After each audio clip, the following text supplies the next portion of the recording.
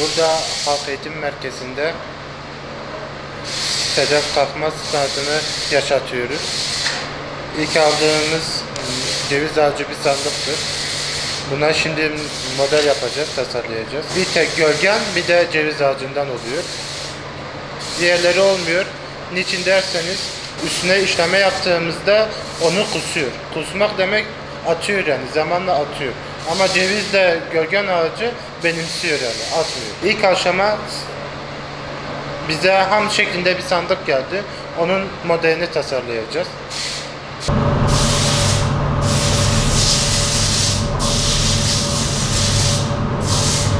Bunda çizdiğimiz desenin içine 80 mikronluk pirinç tel içine gömeceğiz. Bu pirinç teldir, 80 mikronluktur genişliği.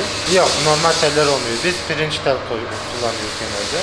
Çünkü deseni ortaya çıkartıyor.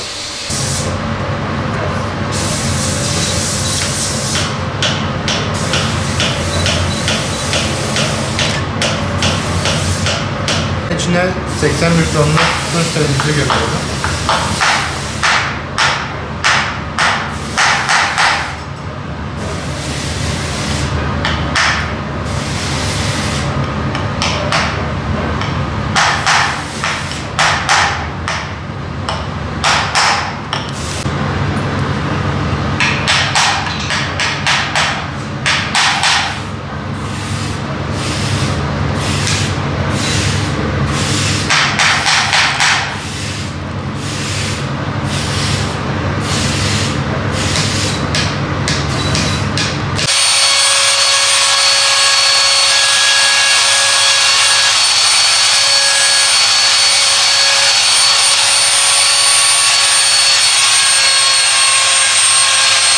Şimdiki aşama kırdığımız sedefleri şekillendireceğiz içine göre. Isıtırarak değil, bu elmas taş sayesinde şekillendireceğiz. Hiç eritmiyoruz.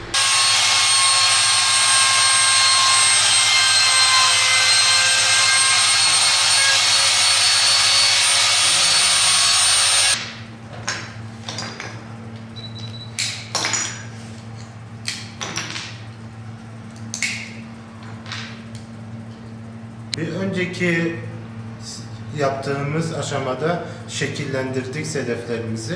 Şimdi de şekillendirdiğimiz sedefleri yapıştıracağız. Bu tutkal ve gölgen ağacının talaşıyla, bileşimiyle macun yaptık. Şimdi macunluyoruz.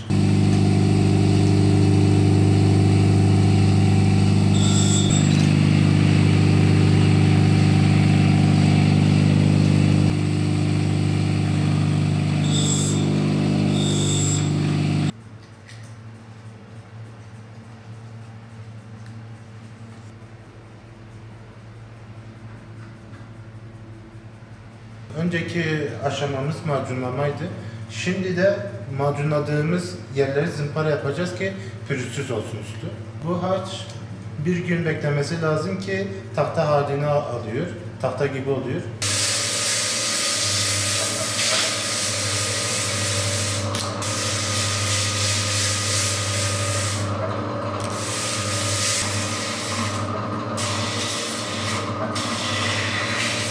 Şimdi zımpara yaptığımız tahtayı kezaplayacağız. Bu bir tek üstü çürümesini istiyoruz çünkü. Tamamını çürümesini istemiyoruz. Çünkü diğer aşamada, yakma aşamasında bir tek üstü yanacak.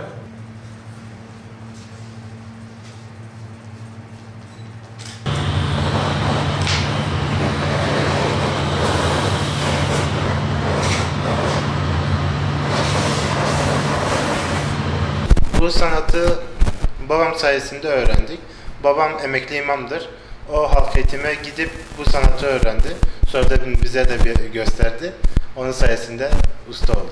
Sedefin isterseniz biraz tarihçesinden bahsedeyim. Sedefin çıkma Asya'dan çıkmıştır. Asya'dan Avrupa'ya geçmiştir. Avrupalılar normalde takılarda kullanılıyordur. Sonra Osmanlı'ya geçtiğinde Osmanlı tahtalarda kullanmaya başlamıştır. Mezar taşları, camlar, kılıçlar filan onlar da kullanılmıştır. Ortalama 18 aşamadır. Her biri 3-4 gün sürmektedir. Küçük bir sandık bile olsa minimum 3 gün sürüyor. Birinci aşaması gelen sandıklarımızın üstüne çizim yapıyoruz. İkincisi tunç telle içine gömüyoruz. Pirinç teldir. Sonra pirinç telle de sedef gelecek yerleri içini boşaltıyoruz oyma makinesiyle.